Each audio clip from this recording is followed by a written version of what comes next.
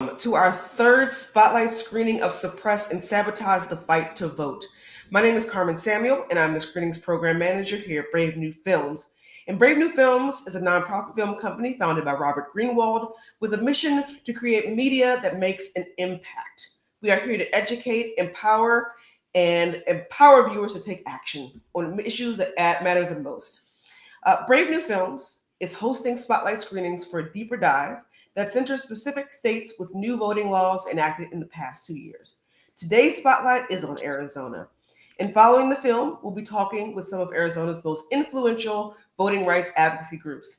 And today we have Reginald Boulding, who is the Arizona House Democratic leader and co-founder of Arizona Coalition for Change, who will be joining us after the screening. And we have Gabriela Cazares Kelly, who is the Pima County recorder.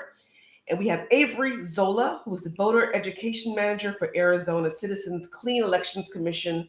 And a very special guest, this particular go-around, we have a moderator by Vicki Lori Williams, who is the campus business manager and Phoenix College Networks liaison for American Express. So without further ado, I'd like for you all to take a look at your screens and hear a message from our founder, president, and award-winning producer, Robert Greenwald. Hello, I'm Robert Greenwald from Brave New Films. I'd like to welcome everybody for our spotlight screening, and I'd like to thank the Arizona Coalition for Change taking the lead as a partner in making this screening happen today.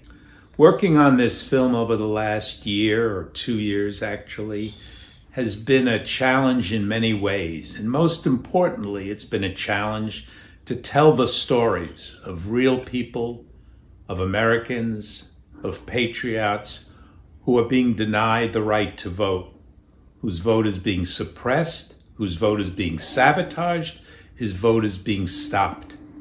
The film is a tool, and it's a tool that we give to all of you to use, to screen, to energize, to activate, to motivate, and to get people to take action.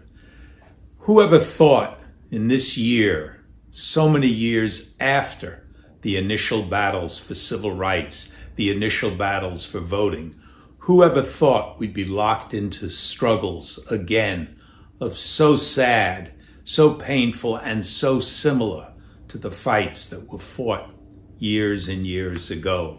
Lives were given. And now it's up to all of us. It's up to all of us to say no.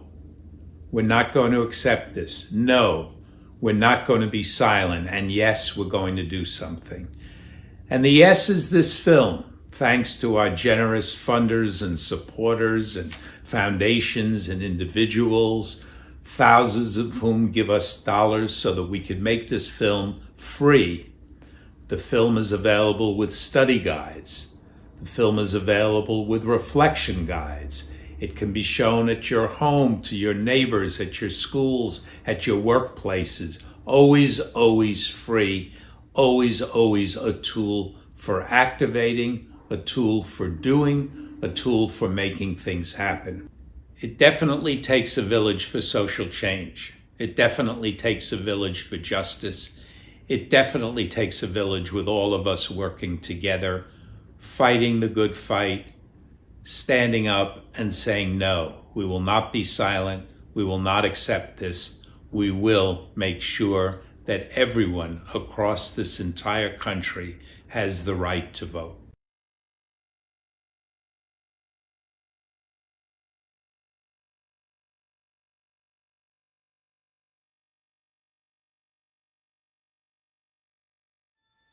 They do not want this Black woman to vote.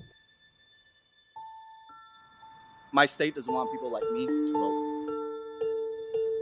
Florida does not want my voice heard. They don't want my community to vote and win.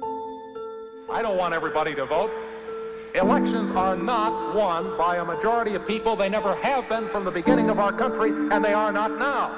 As a matter of fact, our leverage in the elections, quite candidly, goes up as the voting populace goes down. Voter suppression in race is as intertwined as anything in our country. The fight that Black people have had to be full citizens in this country, to have a voice and a vote. We've seen this over the history of our country.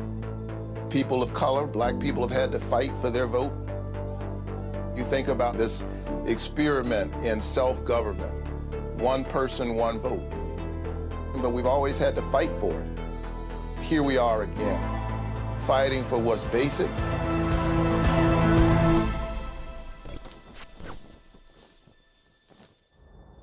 We're now in a major election year with the 2022 midterms this fall. But before voters head to the polls, state legislatures may be changing how you vote. Driven by the big lie, driven by Donald Trump's claims of a stolen election, we see states across the country passing laws that make it harder for some people to vote. This is the #1 continuing threat to American democracy. If you want to understand how voter suppression can actually impact the outcome of the election, just go back to 2018 in Georgia in the governor's race between Brian Kemp and Stacey Abrams. Georgia's tight race for governor is getting national attention. Brian Kemp is not only the Republican gubernatorial nominee, he's Georgia's Secretary of State. Stacey Abrams looking to make history by becoming the nation's first female African-American governor. Volunteers are picking up phones and knocking on doors across the state. Come in and register to vote. We are very excited to register as many people as we possibly can. What do we want? Register to vote! When do we want it? Today! I come as one, but I stand as 10,000.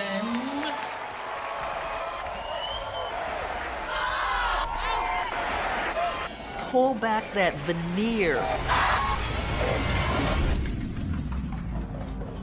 And you see something really rotten happening. It's almost like termites coming in. They're in the wood, they're eating the wood away, and you don't even realize your house is getting ready to collapse until it's almost too late.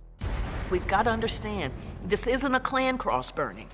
This stuff is very bureaucratic, it's very mundane, it's very routine, but it is lethal.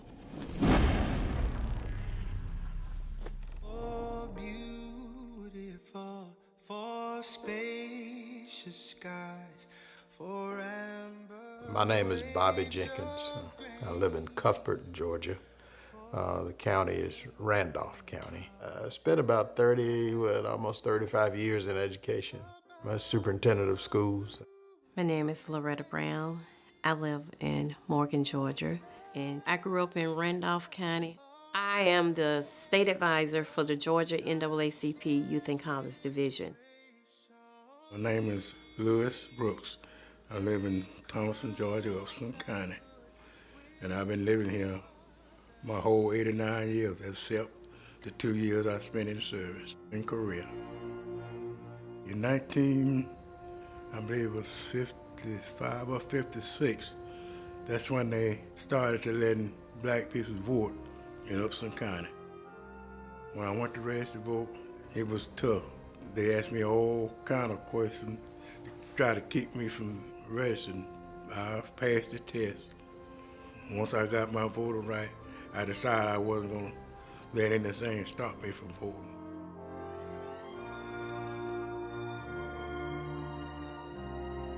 Because I used to walk. You go up the street here, across the next street over there, I walk over there and walk back and vote. And I didn't miss the voting, except when they closed the poll.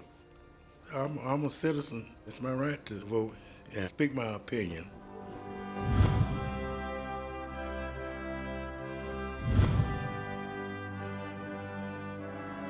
I saw this ad saying that there was a proposal to close 7 of the 9 precincts in Randolph County. I said, what? Then they put it in the papers that they was closing polls, costing too much money. First of all, Randolph is a poor county. Just to give you an example of what it would mean, there's a community benevolence a little north of town. Had that precinct been closed, some of those individuals would have to go 30 miles round trip in order to vote. It would have been a terrible hardship on our poor, on our elderly, and on those who are least able to afford. transportation. No, I got disabled and I couldn't do no driving. I know I couldn't afford to go that far to vote. This was on a black neighborhood. It made me feel like they would close it down to keep the black people from voting, because most black people vote Democrat. They only closed one white voting place. Everybody from out here in the black side had to go clean over there to the white section to vote. We're human, and we have our rights to vote just like anybody else.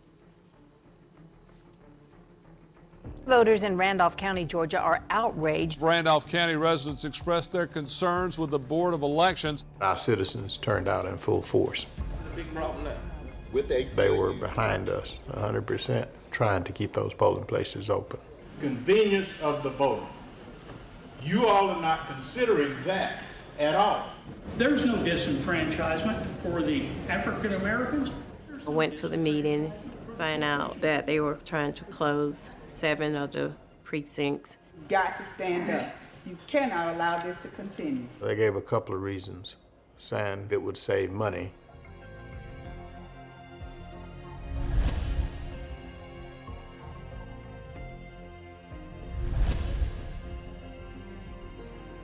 The other one was that several of the polling places were not ADA compliant. The thing that was so ironic is we voted that way in May. You know, they weren't any worse in November than they were in May. It will be impossible for rural voters without vehicles to vote on election day. It will be impossible for them. They will have to walk 3.5 hours just to get from one of these polling places to Cuthbert and Shellman.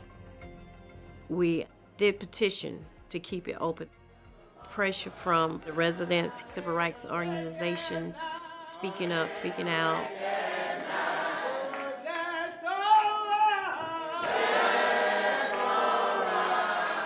They called the meeting to order, and they only had one motion. They voted to keep them open. The news of what was happening here in Randolph County went worldwide. The incident that we experienced threw the spotlight on everything else that had been going on. You know, we find out that in the state of Georgia, there were over 200 other polling places had been closed. If you move a poll 4 miles, it is the equivalent of a 20% drop in black voter turnout. That's what shutting down these polls mean.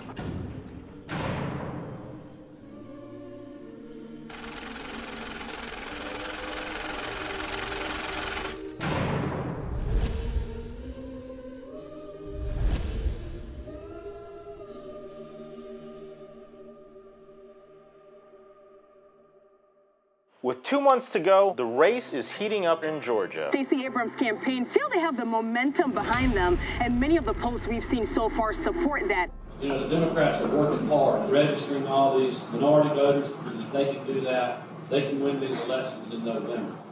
There's no law in Georgia that requires the Secretary of State to process voter registration forms on a particular timeline. Kemp withheld putting the names of thousands on the voter registration list until after the election. 80% were African Americans, Latinos, and Asian Americans.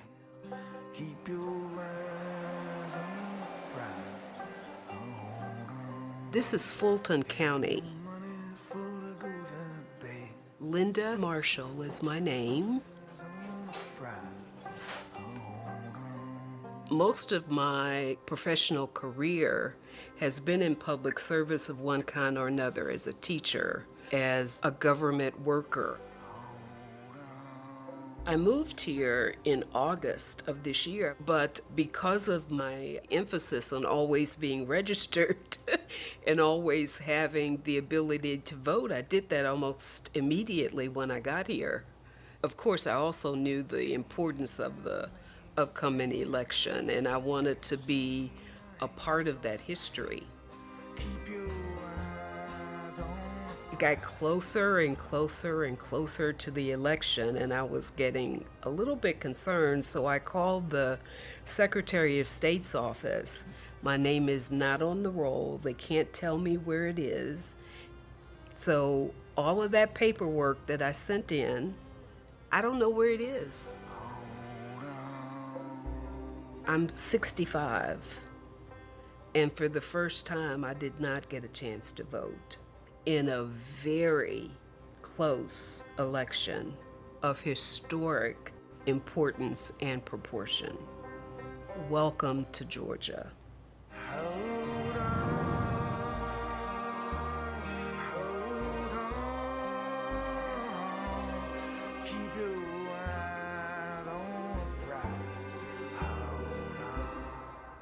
The midterm election in Georgia is only 29 days away. Civil rights leaders say Kemp is illegally removing people from Georgia's voters list. Republican Brian Kemp has already gotten the backing of our current president. Thousands are purged from Georgia's voting rolls. Purged from Georgia's voting rolls. 890,000. They had no idea they could vote. Battle is brewing over who's been removed from voting. There has been instance after instance of unlawful voter purging. States are removing voters, many of whom have actually been found to have been eligible but were unlawfully removed from the rolls.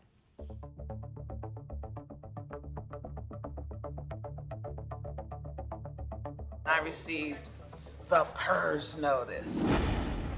So I open it up and I read the first sentence. I, along with 380,000 Georgians, received the same notice. That's an especially pernicious way to prevent people from voting, because once you register to vote, you would think that you should be able to remain on the rolls. And once you're removed from the rolls, you cannot vote.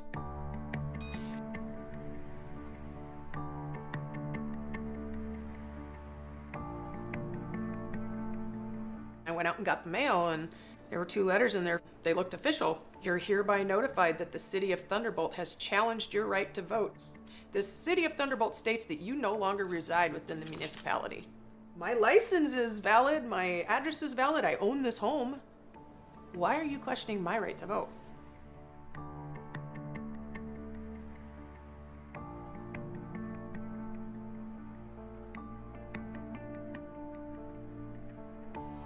You know, the purges, they've been going on for decades, maybe over a century in this state.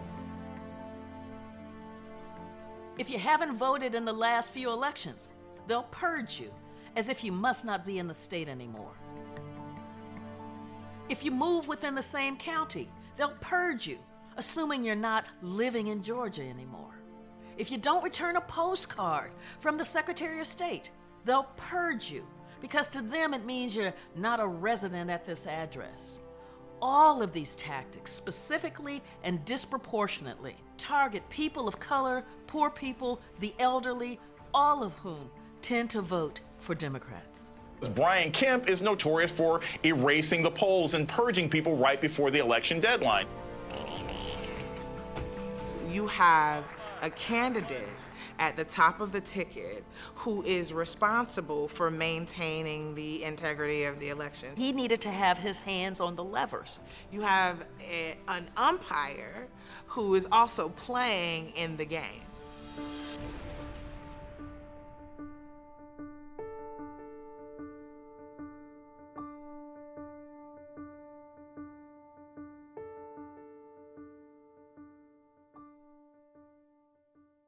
Less than 20 days away from the midterms now. The race for Georgia's governorship is a toss-up. Literally is a dead heat.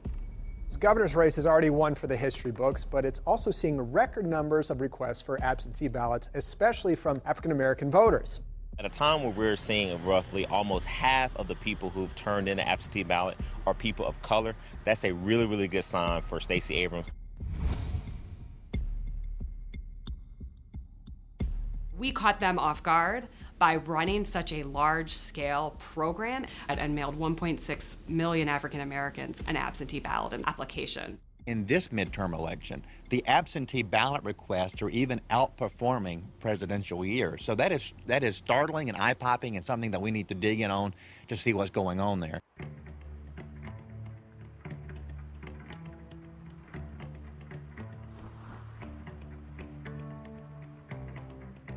My name is Norman Broderick. I'm in Powder Springs, Georgia, Cobb County. I did 24 years in the military, deployed to Iraq twice, Bosnia, Saudi Arabia. I voted absentee before when I was deployed. When I was in Iraq the first time, I voted absentee, and when I was in Iraq the second time, I voted absentee. The absentee ballot is a very important tool that exists to allow people, not only just the military, but anybody who happens to be away from their voting station, to be able to cast their vote.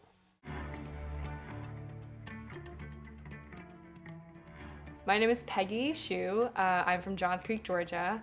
I left Georgia for DC in the beginning of October, and before I left, I mailed out my absentee ballot application so that our registrar would send an absentee ballot to my new DC address. I work at a U.S. Army Central, which is located at Shaw Air Force Base in Sumter, South Carolina. I'm away from home during the week. I knew I wasn't going to be able to get back to Georgia to vote. I could only do this absentee. I filled out everything I was supposed to fill out. I sent their documents in. I got confirmation that it was received. And to my surprise, I did not receive my absentee ballot. I checked my mailbox every day. It was like nearing the end of the month. And so I started calling the voter protection hotline. I called my registrar. I sent emails, and it was really getting close to the election date. And I never received my ballot. The election day came and went, and I wasn't able to vote in the end. When I contacted my wife and asked her about it, I think it was a couple of days before the election, it came here. And I tried contacting the Georgia Elections Board. I was told they did receive my absentee ballot request. Everything was filled out correctly, but that they mailed it to the wrong address. She admitted that yes, they did mess up, it was their fault, but there was nothing I could do about it. It's too late, it's over with, and my vote will not be counted during this election. It was probably one of the most frustrating things I've ever experienced. After having spent, my entire college career very invested in the political process, it was, I don't know, like a punch to the gut. It still pisses me off to this day. Being in Baghdad, voting absentee was easier than being 4 hours away trying to vote absentee in South Carolina. I took to Facebook, and like the millennial activist that I am, I recounted my experience in a Facebook post.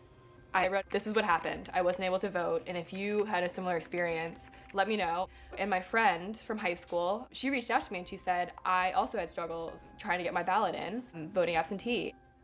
So I submitted an absentee ballot. It came 2 days right before Election Day.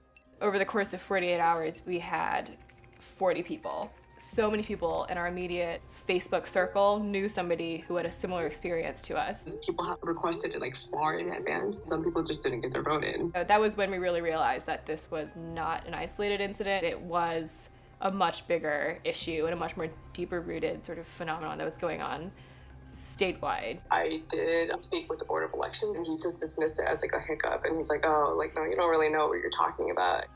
40 cases not really a hiccup. It's more of like a wake-up call. Today, we've worked to get answers about the claim that thousands of voters never got the absentee ballots they requested.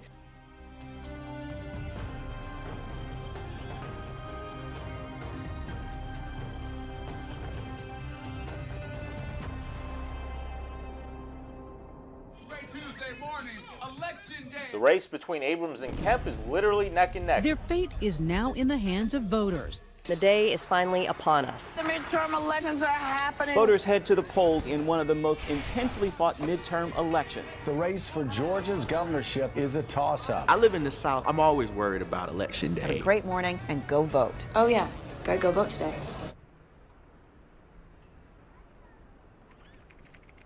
Voting started here in Georgia this morning, and if you think hitting the polls early will keep you from getting stuck on long lines, think again.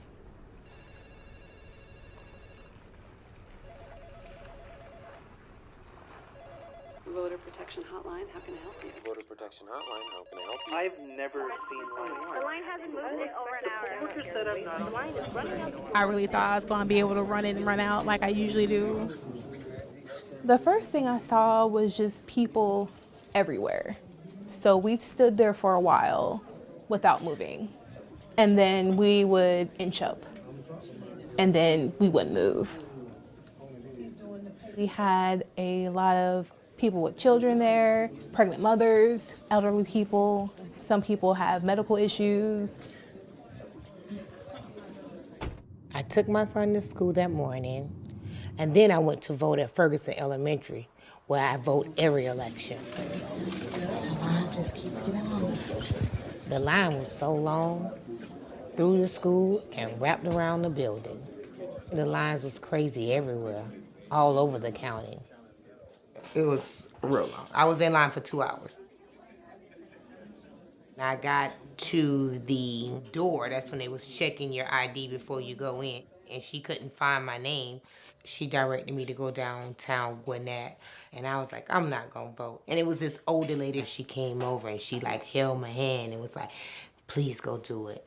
We need this. And I looked in her eyes and said, I will. About 8 or 9, we started getting the calls about the long lines. Long lines at the polling stations lead to low voter turnout. The research is just crystal clear on that. Everyone in the world knew we were going to vote today. And in my neighborhood, there are no power cords. All these dedicated people waiting to vote. This is what we call voter suppression. People are like upset and angry.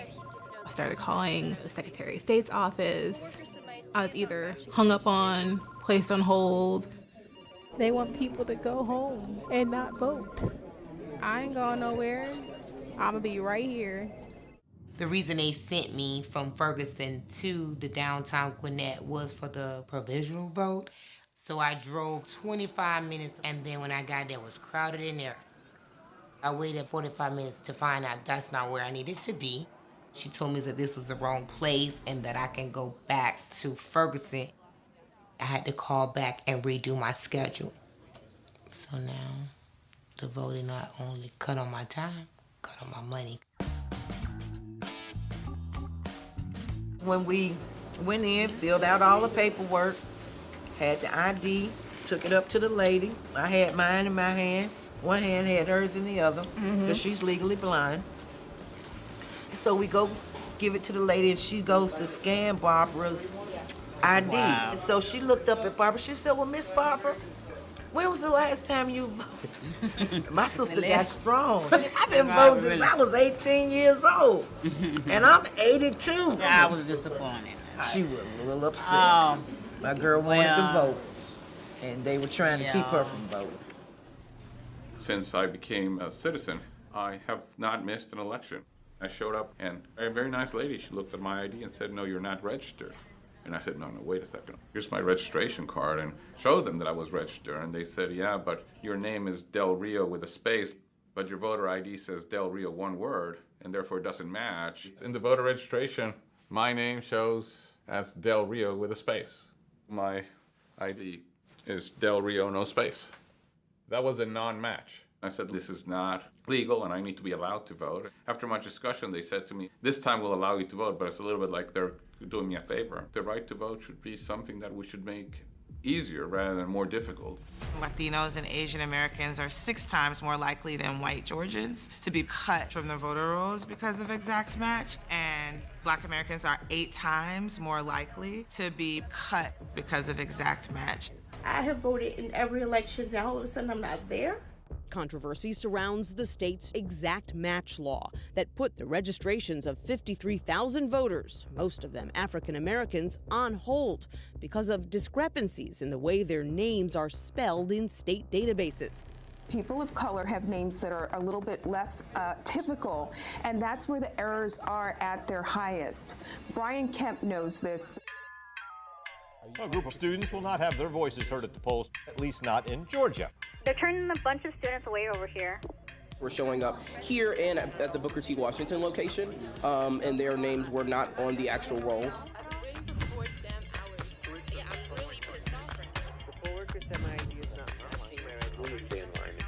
The students was being turned away. I talked to over 50 students that morning. First, they told me I was at the wrong polling station. They said you didn't get registered. I was like, what do you mean? And there was only about like 4 voting ballot booths. They didn't process my registration didn't go through. I walked back to my dorm and said, I guess I just won't vote. Just before I went to vote, I had been in an African American history class where we were actually talking about voter suppression, about what was it like for people that were going to vote. I filled out a little slip of paper, gave it to the poll workers. They looked up at me and they said, it's coming up in our system as though you're not a citizen of the United States. I just sort of looked at them like they had 2 heads. Like, I'm sorry, I was born in New York, what? When I got to the front of the line, they informed me that I was registered to vote, but not in Dougherty County. They were telling me that I was registered back home in Warner Robins, where I was from, and I've never voted there. I've never even been registered there. The thing was that I had brought proof that I was a U.S. citizen. I had with me my driver's license, my passport card, and my Emory student ID, but they would not look at the passport card whatsoever to prove that I was a citizen. I walked out crying. What I learned in history class just hours before, this happened to me in 2018. I had been through and participated in voter registration drive on campus, within the community. It was just like, wow, after all of this, I'm not gonna be able to vote myself. Like when I was growing up, voting was a thing. It was an event. So little me is trailing behind my parents watching them vote. My parents would take me to the voting polls every time when I was little. I would go in and I would help them fill out the bubbles. I get a chance to vote, and then you get there and the experience is just terrible, and you have to call your mom and be like, why is this so hard? You never told me it would be this hard. This was huge for us because Stacey Abrams was actually a Spelman alum. History would have been made, and it would have been made by my Spelman sister. If there is no one who gets to 50% tonight, Robin, there will be a runoff in December. We'll find out as the day and evening goes on. Voter Protection Hotline, how can I help you? Are they letting you know? Are you really kidding me? Old people who can't vote, there's young people who can't vote, there's people in every county who can't vote. It just created this intense fog of confusion across the state.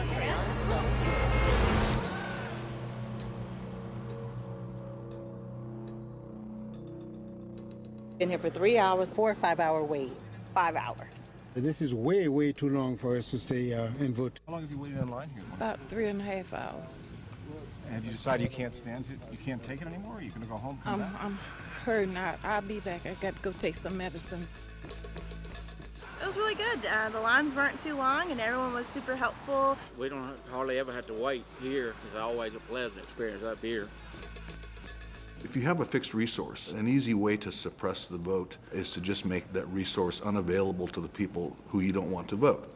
And that's exactly what happened in the 2018 election here in the state of Georgia. In places like North Fulton County, which are wealthy, there were more machines than anyone could ever use. In black neighborhoods, there were a quarter of the number of machines that were needed to service the population. Lots of people left without voting. It was people just dropping off when it became 2 hours, 3 hours. 4th hour is very heartbreaking. All it takes is a little walking away at 159 counties to influence an election. A little here, a little there, and then in a race like this, which was so close, there you go.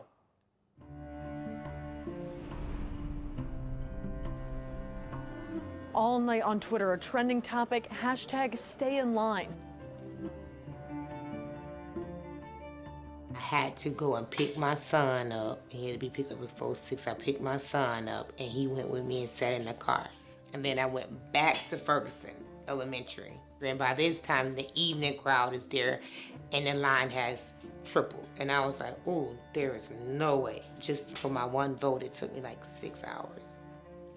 And I wanted to give up because I promised that elderly lady outside that I would do it. 5 hours, so about 5 hours took me to vote. It sucks the life out of you. I'd been in people's homes, I'd been in their neighborhoods, I'd held their hands. And so to get to election night and to start hearing more and more stories of voter suppression, to hear more and more from people who were told that they couldn't vote or who were turned away or had to give up because of 4-hour lines, that broke my heart.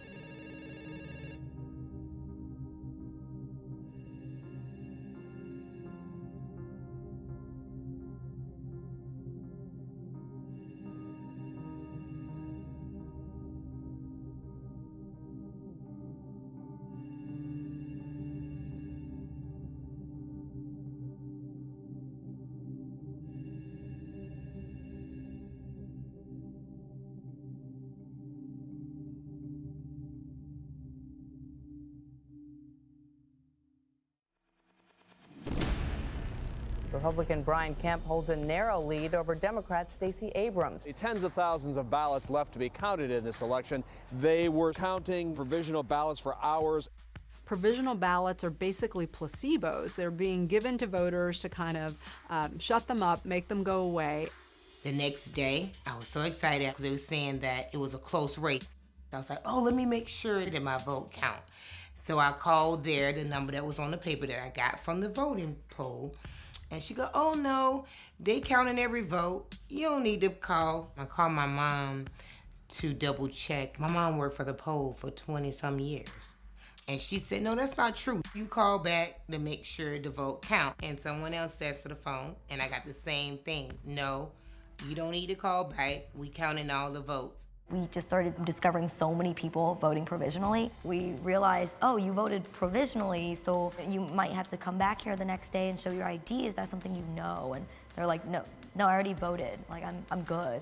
But you have to come back within 3 days with the documentation to prove you are who you say you are.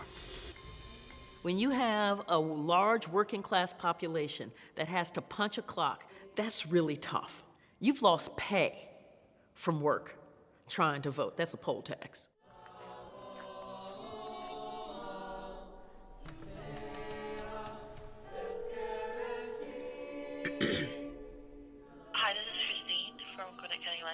I wanted to confirm if my vote was counted or not.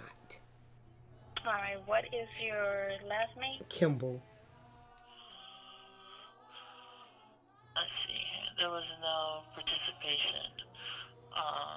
So does that... You weren't given credit for voting. My vote was not counted. It looks like it on election day, yes, ma'am. No, I thank you. Goodbye.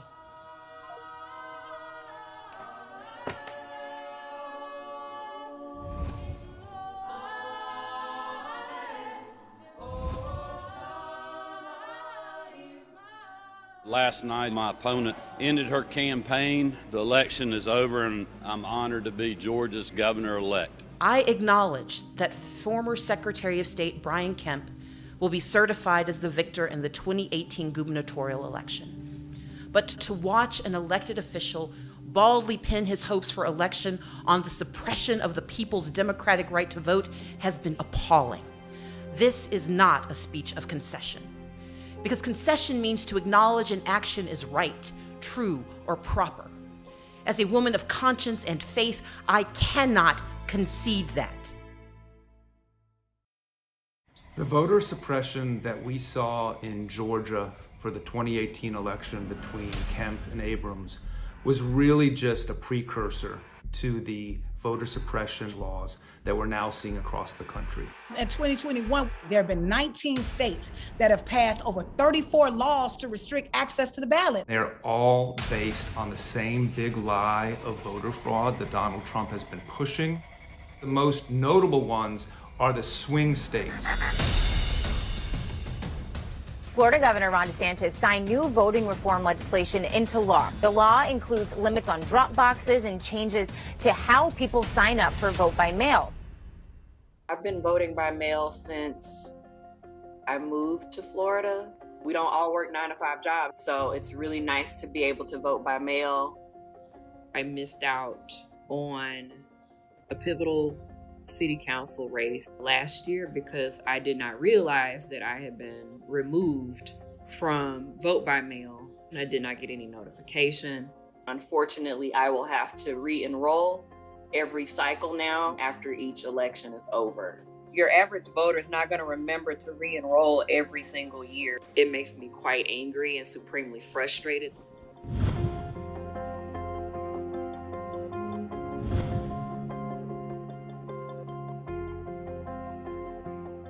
What it does is move the goalpost yet again in a long line or a game of voter suppression that has been taking place in Florida for so many years. The Republican-backed election reform bill is headed to Governor Greg Abbott's desk. The bill bans 24-hour voting and drive-through voting. I loved the drive-through voting experience. It was safe, it was secure, it was convenient, and very efficient. You vote from the comfort of your car. I drove others to cast their ballot, and for some, it was the very first time ever. And had it not been for drive-through voting, they probably would have never voted. After the 2020 election, the Texas legislature passed bills to ban drive-through voting. And that is what we're dealing with here in Texas. They want voting to be as difficult as possible, so you won't do it. A major Supreme Court decision on voting rights. The conservative majority upholding 2 Arizona voting restrictions that opponents claim would unfairly result in racial discrimination. One criminalizes the collection of ballots by third parties. The other requires election officials to throw out ballots cast at the wrong precinct. I have about 300 family members. The Felix family is pretty large here in Yuma. For some of us who live down in the counties, that would be about anywhere from 30 to 100 miles away from the nearest polling place. Some of my family members are disabled. Some of them cannot drive miles away. Some, don't have access to, vehicles. My family has voted the last couple of years with people collecting ballots. Somebody goes to your door, collects your ballot, and collects them, ships them off to whatever polling location there is. With the new restrictions on collecting ballots, that is going to restrict almost hundreds of my family. It's silencing the votes of many, many rural Arizona people. This morning, Georgia's governor has signed a controversial bill rewriting the state's election rules. It will limit absentee ballots in early voting, restrict ballot drop boxes, and impose new voter ID requirements. The last couple of elections, I did mail-in voting as well as drop box voting. The new voting laws in Georgia restricting drop boxes, restricting mail-in voting is very repressive. I have multiple health issues, as do many other people. This would severely restrict my ability to vote. I don't know how long I can stand in line, to be honest, so I will be involved in efforts to challenge that. If 2021 was the year of rampant voter suppression by Republican legislatures, 2022 is the year of voter subversion. Election subversion actually tries to prevent the mechanics of elections happening. And it could be anything from partisan poll watchers coming in and intimidating someone from their participation at the polls. And it could also be very much of identifying ideologues to start viewing those election officials. Both Democrats and Republicans who defended the integrity of the 2020 election have been purged from their position. 163 Republicans who've amplified the big lie are running for statewide positions with authority over elections. This is akin to giving a robber a key to the bank. I call it election sabotage, because really that is what these laws are designed for. They're designed to allow partisan officials to sabotage valid election results. This insurrection has now taken root in our states. If the response to increased participation by communities of color, by young people, by women is to restrict their access and impede their participation, our democracy is not safe, it is not sound, and it is not resilient. We are not going to let them take from us what our grandparents and parents fought and suffered and died to give us in the first place. We had record turnout in the United States of America in 2020, and that tells me that people are awake. They understand what's happening. They're going to participate, and they're going to fight for their right to participate. We're in the eye of the storm, and we need every single American to cut up with that same amount of energy that we did in 2018 and 2020. Keep yourself educated about what's going on in your state with any voter suppression or election sabotage laws that have been passed. Educate your friends and family, your coworkers, your community.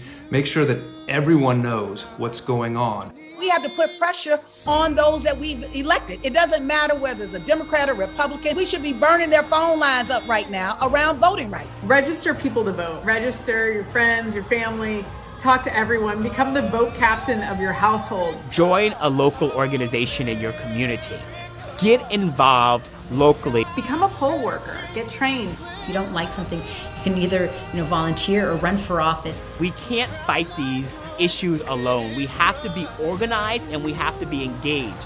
What's at stake is electing people who look like us. What's at stake is getting policy passed that will help protect us from these types of laws in the future. Any voter suppression law is not just about black people, it is about America itself. On my mother's dying bed at 92 years old, former sharecropper, her last words were, "Do not let them take our votes away from us." We've got to make democracy together. From sea to shining sea.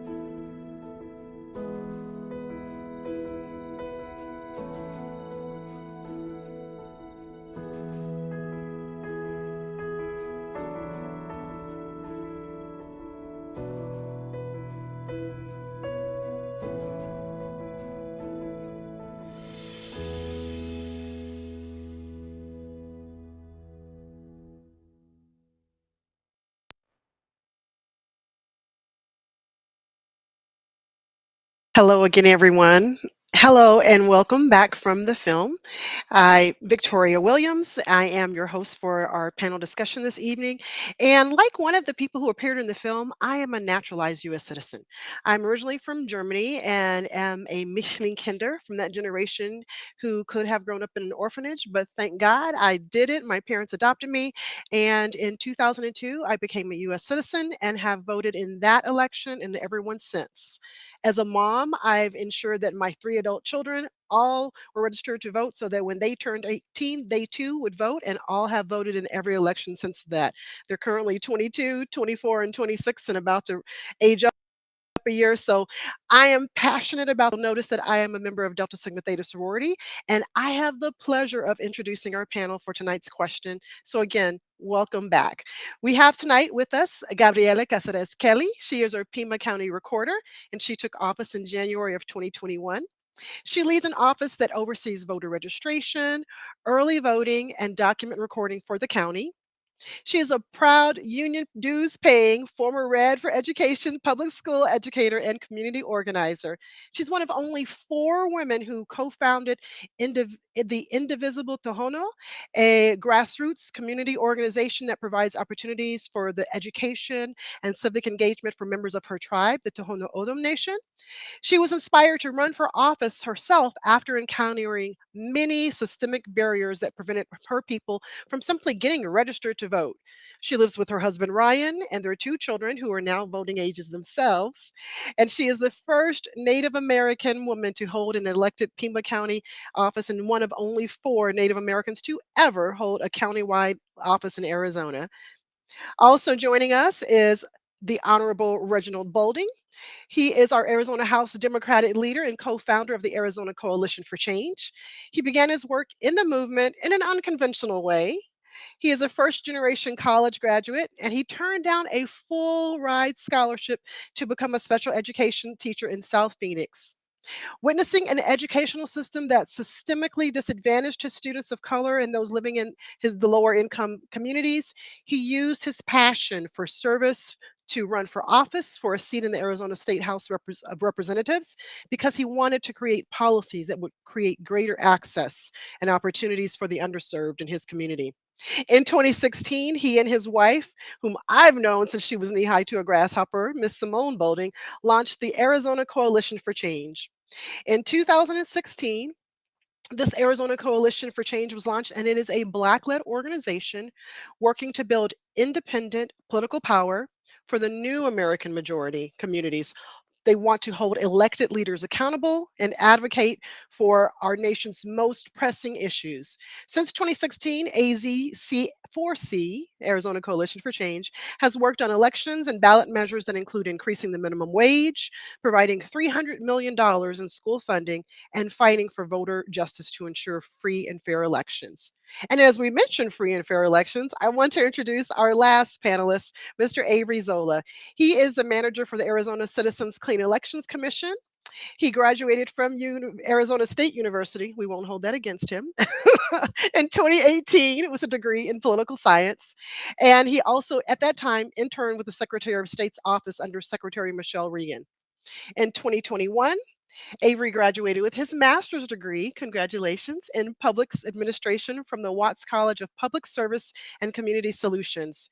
Avery's background is in campaign management, civic engagement, voter education, and he is also a published writer and an Air Force veteran. Thank you so much for your service, Avery. So let's just jump right into things here. I want to pick up the discussion on the issues discussed for Arizona and the voter suppression bills in this legislative session. So I'm going to first turn to you, Reginald, with some questions because we have heard that there were over 100 Arizona voter suppression bills introduced into the legislature.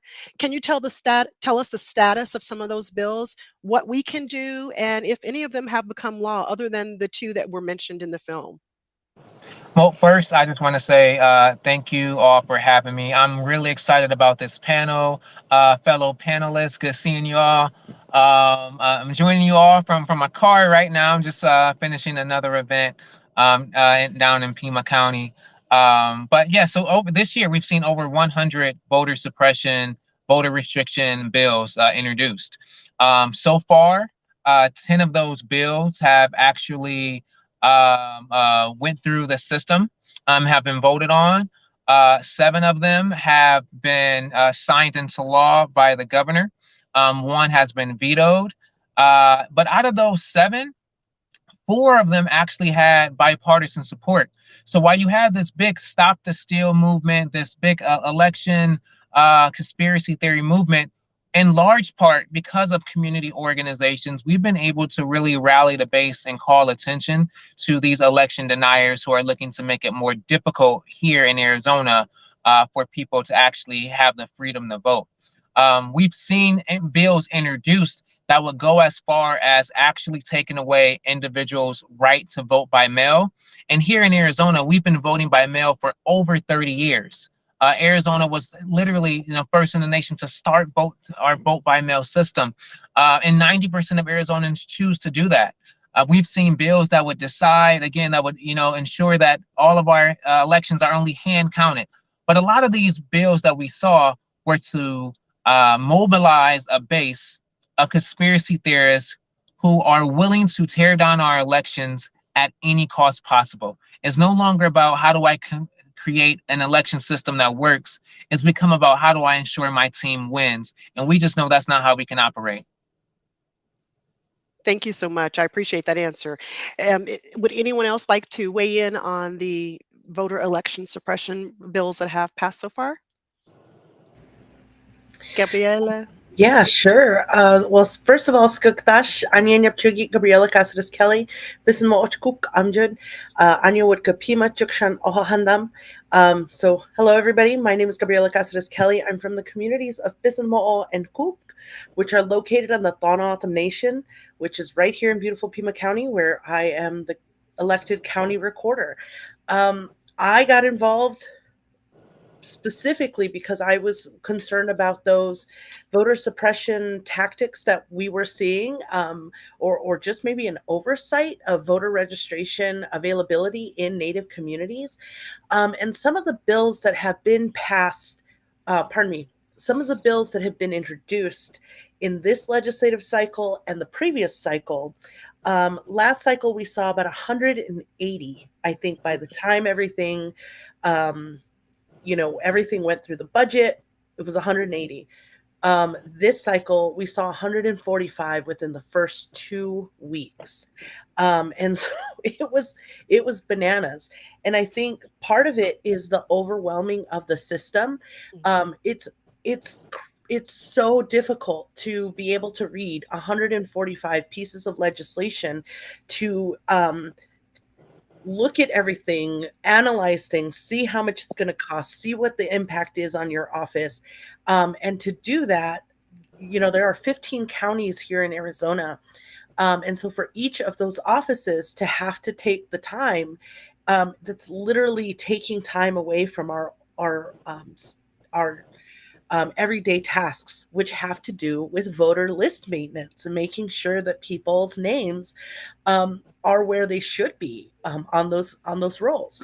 And so there's been a lot that has been directed at Native American communities. One of the bills that is requiring videos on ballot drop locations, or unstaffed ballot drop-off locations, that makes the most impact in like a Native community that would most likely be in a rural location.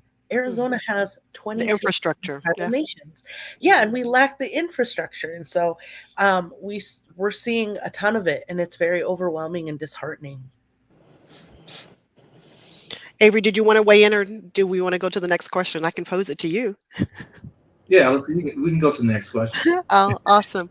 So where can Arizona voters go to check on their registration status, and what can they do to ensure that they maintain that permanent early voter list status with regards to voting? Yeah. Well, first thing they can do is if they're in Maricopa County, they can go to beballotready.vote, and there they can check their registration. It even tell you like the past elections that you voted in. So if you voted a provision, you can actually go check and see if your vote has counted. For the state, you can go to arizona.vote. It's a website by the Secretary of State, and we'll also have similar information. But you can find out if your vote is counted. You can find out your registration history and look at your information to make sure your address is correct, make sure your correct political party has been chosen, make sure your name is correct, all those things that could be a hiccup, in the voting process. And I know we have a lot of people who are joining us online. I, in the past, have had the opportunity to work on other campaigns out of state. What can people who live outside of Arizona do to support our efforts here to ensure that our elections are still fair? Yeah, I can keep on with this. What I would say is to donate. People out of state, we have races in state that have national implications, like our Congress and things like that. So I would say people out of state can donate to those campaigns, or they could also donate to organizations, grassroots organizations that do a lot of the work, getting people registered and getting people informed. So, Reggie, as we kind of segue to you for that, with Arizona Coalition for Change, what kinds of things are you guys doing to ensure that we can maintain our places on the rolls for our upcoming elections? You know, the one of the most important things that we all have to do is make sure that we're talking about voting in a continuum, not like it's just a one day process, right? Because we want people to think about voting in the term of civic engagement. So for us, we try not to just focus on voter registration. We want to also make sure that there's voter education and there's also voter advocacy. Because the reality is when you talk to a lot of people in the community, they say, you know, I'm not political.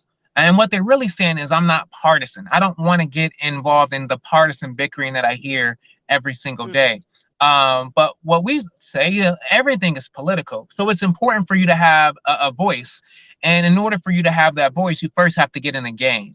And part of getting in the game is getting registered to vote. So for us, we believe that it's extremely important that one, people understand what issues are at play. So if you care about your freedom to choose, you know, and we've seen the draft Roe opinion, state lawmakers, they're going to have an ability to actually play a significant role on women's reproductive health and what that looks like in the future.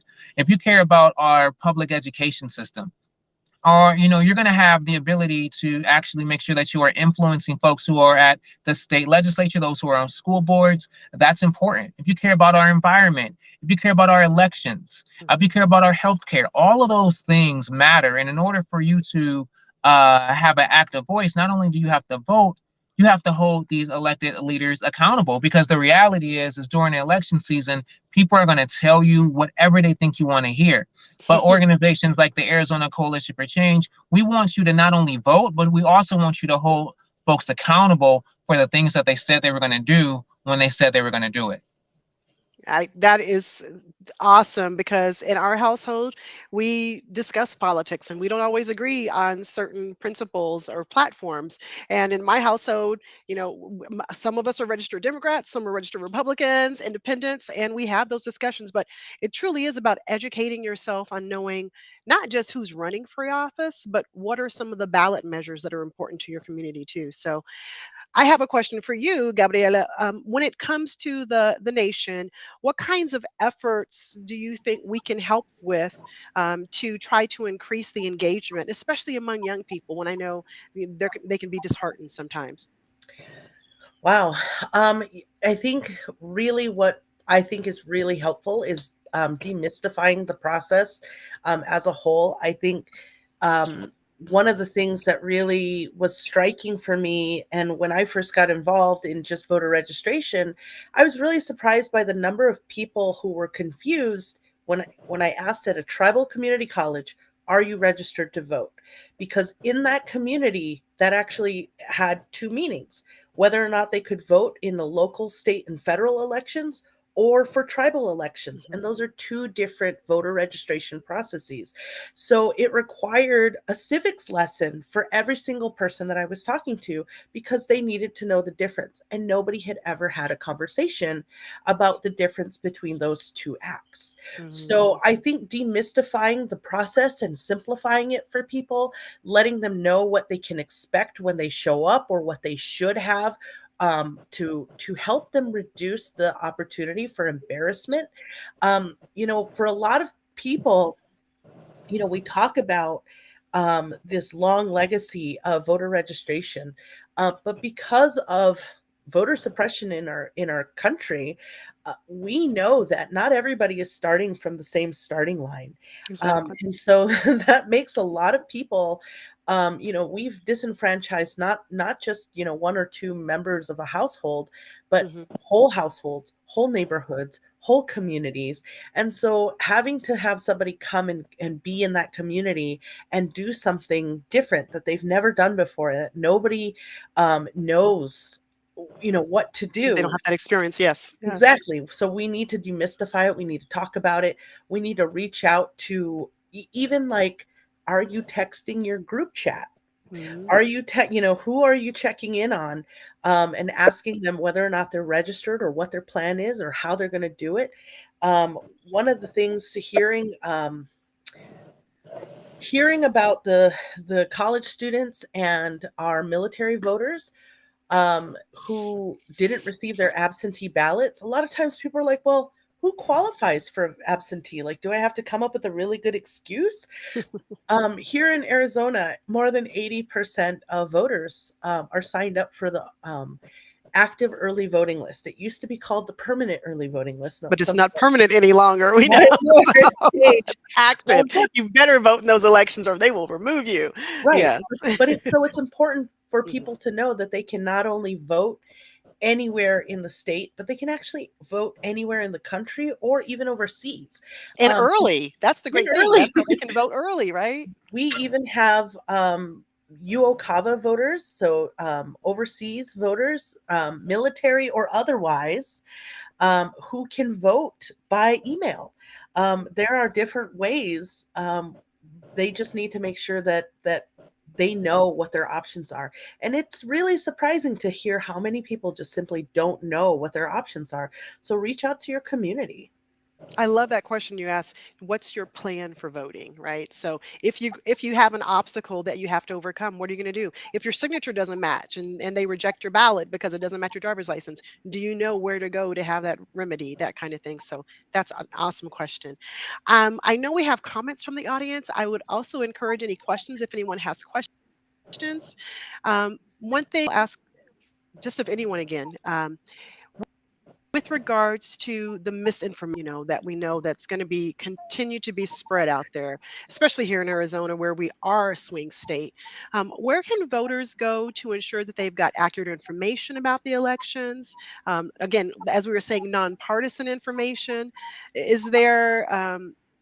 Are there organizations that you would recommend? Is it going to be, again, the state Secretary of State's page? Where would you suggest that we go if we want to make that plan and get the information that we need to be educated ahead of the elections? I can tell. Are you? I would like to say, if you're in Pima County, go to your county recorder's website because we're going to have that information. And we have been working really hard with the elections department within our county. Some of them are together, some of them are separate. It just depends on the county. But most for us, we're always reminding each other, voters aren't going to know the difference. So we try to have that information available on our website. We're trying to simplify. We're trying to make it accessible in not legal language. And yeah, we encourage people to start to get to know who are their trusted individuals in their lives. Like for example, my sister is always calling me to be like, who should I vote for? What are your thoughts on this person? Give me the tea. And I'm her trusted source of information because I pay attention. So it doesn't always have to be an organization. It could be just your involved friend. Listen and talk to them about what that is. But Arizona clean elections, of course. No, Avery. Right? And there's so many good organizations who are doing the work. And what I always encourage people to do is look to an organization that shares your values. So that was excellent. And all I was going to add is, yes, I was going to plug clean elections, but another thing that I like to tell voters is to start with government institutions as your trusted source, because you're going to get factual dates and deadlines. Clean elections, we send out a voter education guide for the primary and for the general election. It should be out the last week of June. Early voting starts July 6th, so you have 27 days to get informed, to prepare for the election, and then to vote. And you don't have to vote on election day. In Arizona, we have a few ways you can vote. You can vote early by mail. You can vote early in person. Just remember, if you do vote in person, you have to have your ID with you. Mm-hmm. And bring a mask just in case. You might want to bring a mask. Yeah. Just in case. All right. So Representative Bolden, there is a question that is addressing the ballot imaging issue. Can you address that that concern that people have over the ballot imaging? Yeah. So this past legislative session, there was a individual who many of us know as an election denier. An individual by the name of Mark Fincham, who was part of the January 6th insurrection, who has been part of what we would consider, many people would consider him a champion for the anti-democracy movement, introduced a bill that would require ballot imaging to allow folks to place their ballots online. So we'll require the counties to put ballots online. He wrote a bill in the legislation. The bill has not made it to the House floor. It has not made it to the Senate. It's not been passed. It's one that won't move this year. The reality is right now people aren't asking for their ballots to be put online. That's just not the priority for people here in Arizona. What I am hearing people say is that they want to make sure that their freedom to vote is protected. What I'm also hearing people say is they want to make sure that when they sign up for something like the permanent early voting list, that is permanent. When they engage in that contract with the state, is not something that goes back. The state's not going back on that, like we saw with the Senate Bill 1485 introduced last year that could purge 150,000 people. There's some states across the country that allow for ballot imaging to be placed online, but here in Arizona, that's not what we've been hearing an overwhelming a grassroots groundswell for. And in this bill in particular, that Mr. Fincham tried to introduce, it set up a system that could have been really tenable for many county recorders, especially for those that have vote centers. That bill would have actually required that all of our ballots are placed by precinct, and then they're uploaded by precinct online with their ballot images, which would have created a very difficult situation for our county recorders. And it had a time limit specifically when those had to be up. So that is something that, really right now, not a top priority for Arizona. Well, it's an undue burden, it sounds like, from a financial and time aspect. But then again, some of us want our votes to be our private votes. We don't need everybody in the world to know how we voted down the line for judges or different things that are up for legislation. So thank you, guys. I will send this next question to Gabriela. With the technology that we have today, someone asked, why aren't we able to cast our votes online as easily as we process our government benefits or unemployment, that kind of thing? That would be, again, private information. I think there's a couple of, this is a really great question. I get this a lot. Because for select groups of people, like, for example, our uniformed overseas voters, they can digitally send us an image of their ballot and we can process that. However, we in Pima County have to do that by email. And we don't have an infrastructure set up so that the 625,000 voters that are in Pima County, which is the second largest county, right behind Maricopa County that, has 2 million voters or so, to be able to handle that type of system. So number one, there's a concern about paper ballots and making sure that we have access to paper ballots so that no one is able to digitally manipulate them. That's a concern. Number two is a cost in having that infrastructure. That's why any recorder, any clerk, any Secretary of State is pushing for federal funding for voting. We simply don't have the infrastructure available for us to be able to do something like that at this time. So. Thank you. There was a question, and I know people are asking this because they've seen it from other states where there were states that were trying to make it illegal to give water to people who were waiting in long lines. In Arizona, we know that when elections come, then they're going to be those long lines and it's going to be hot. So no, it is not illegal to hand out water at polling stations as they wait in line. But there are some other things we want to address as well. So this next question is, could people stand in line as proxies for people who are being suppressed so they could hold their place if they wanted to go run an errand, they needed to go pick up their kids, if they want to go use the bathroom, and then have that person take their place back in line? Is that something that can happen? Ooh, that's a really tough question. Number one, we need to make sure that we don't have lines that are that long.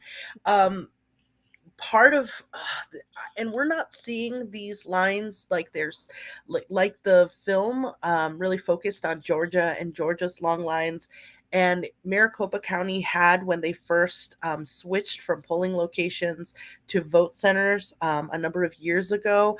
But the goal for all elections officials is to create shorter lines so that that type of situation isn't an issue where people are waiting, that people need pizza, people need water, where people need proxies. That is a symptom of a failed election system.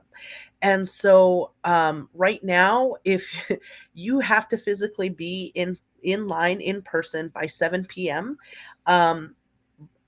and I really hope that there isn't an opportunity or there isn't a need to have a proxy.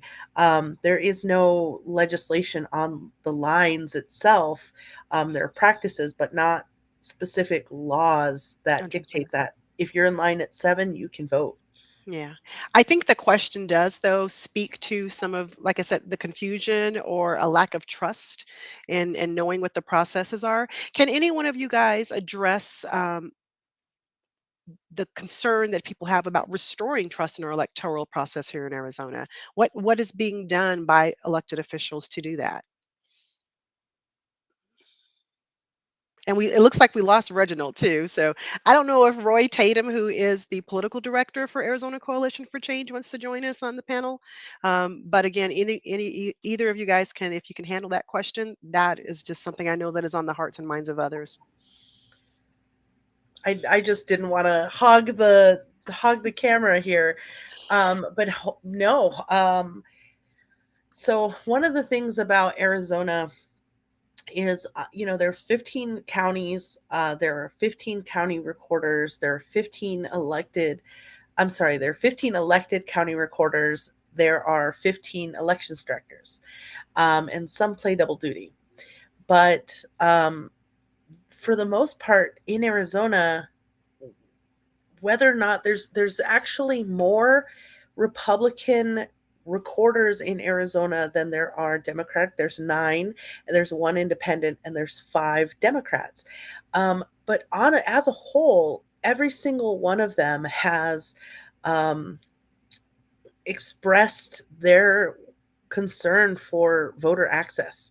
And I think the recorders are all on board. We want to expand and have people be more able to register to vote and know when they're registered and have that be very transparent. Obviously, the Secretary of State has been very positive and wants to expand voting also. Where we're starting to see this voter suppression is from the legislature, the people making and drawing up the laws. That's where we see a wildly different expectation from it's really alarming. It's alarming to us. It's alarming to us as a recorders association. The governor has not been standing up for voting rights. And it's all a political push to try to disenfranchise voters. It's very clear. I'm very concerned for our upcoming election in 2022 because there are a ton of elections deniers who are raising gobs and gobs of money, who are openly talking about fraudulent voting, even though there has been no evidence of this. Oh, you're on mute. Thank you. Avery, can you tell us more about your organization? And Yeah. if you can, share a little bit about the Request to Speak platform, because I know that's something that too many of us don't get involved with so that we can learn more about what's going on in this legislature. Yeah, absolutely. So first and foremost, Arizona Citizens Clean Elections Commission is a government agency. We're nonpartisan. We were established in 1998 via a voter initiative.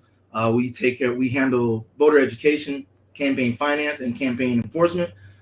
So you can you could also run clean with us, and what that means is that You forego corporate funds, interest group monies, things like that, and you get funded off of people in your community with $5 donations, basically.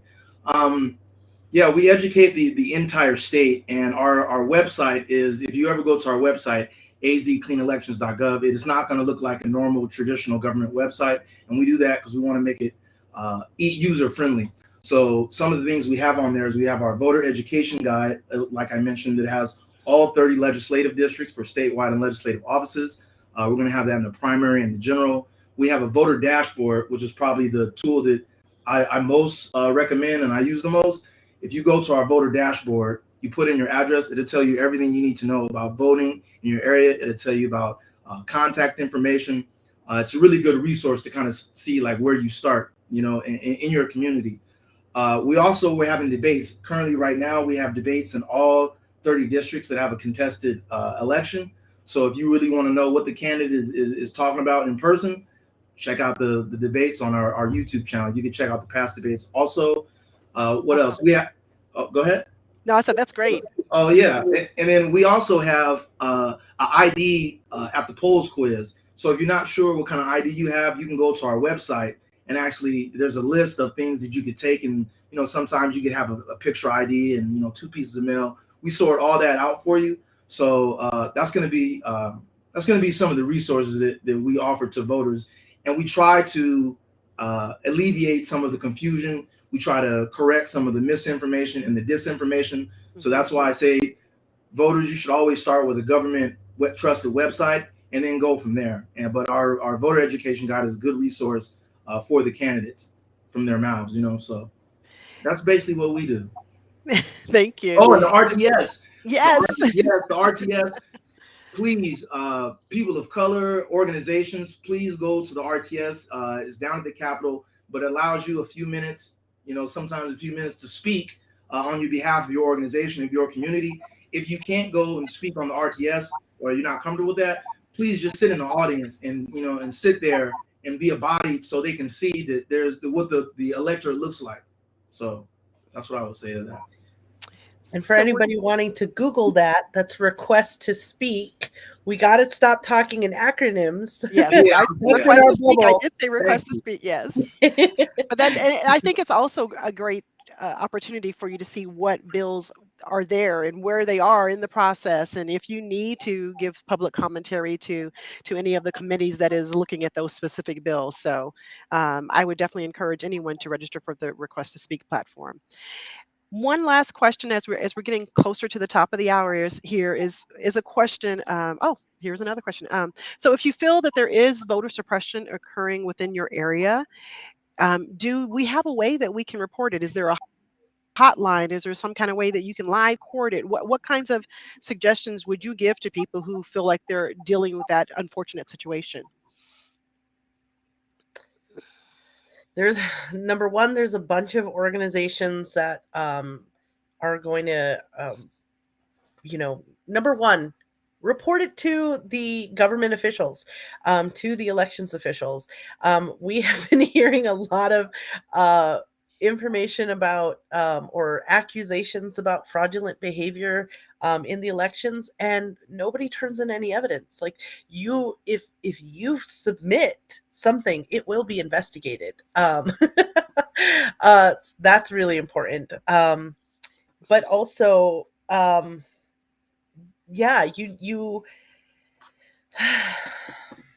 it's really important for people to know that talking about fraudulent behavior weakens the integrity of the elections process. The trust in the system. We really need people to trust into the system. We have checks and balances. We have an elections procedures manual. We have things that we're legally required to follow. And so when people are talking about fraudulent behavior, those are things that can be, those are caught. And they're prosecuted. They're investigated.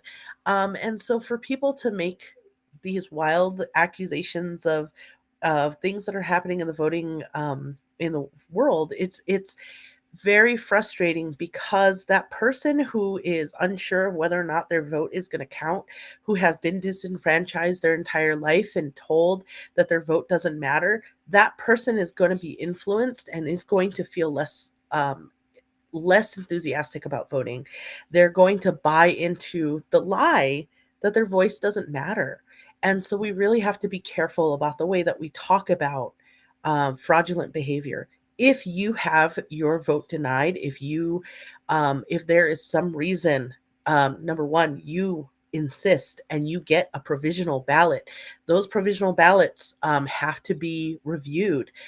We take a look at every single one. Do not leave without casting a provisional ballot if that's what you have to do.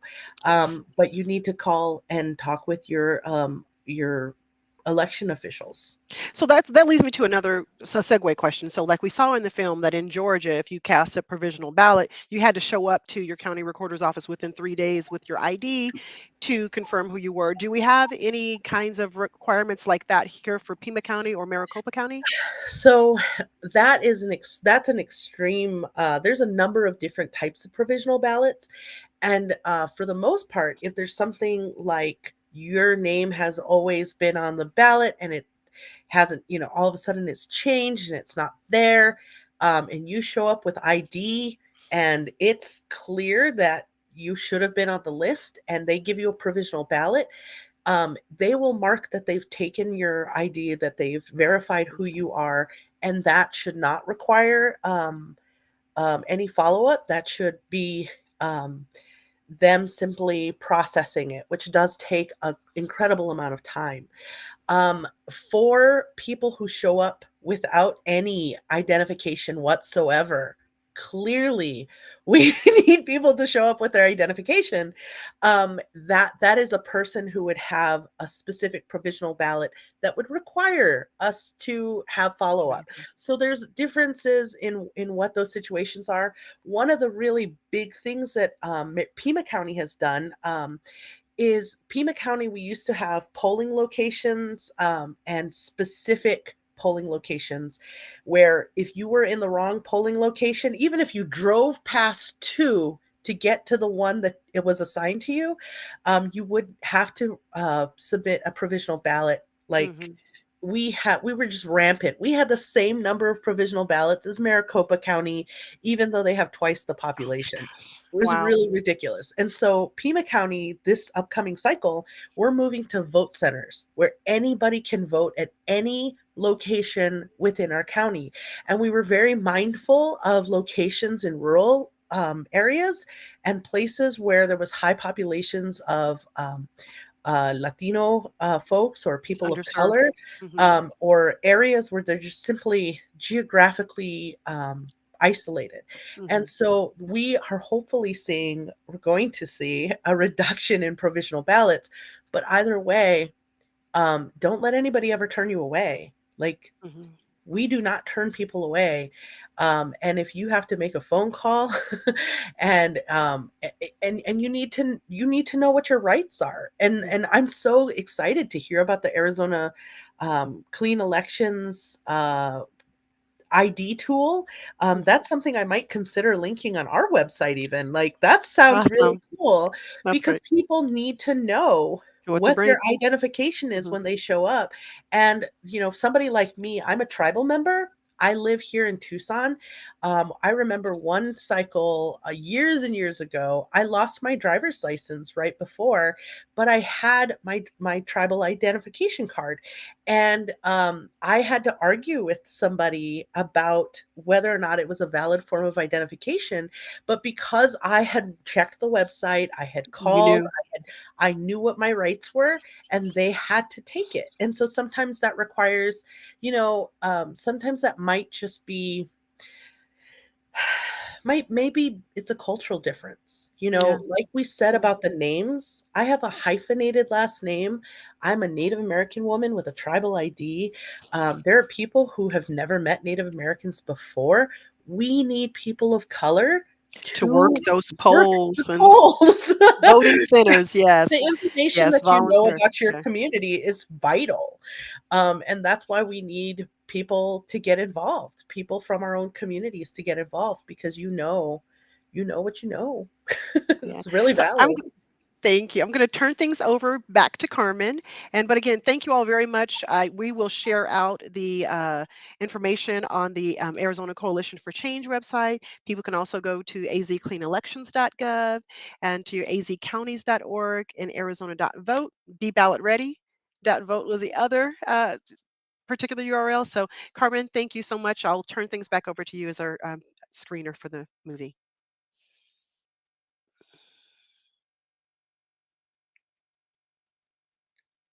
Yes, no.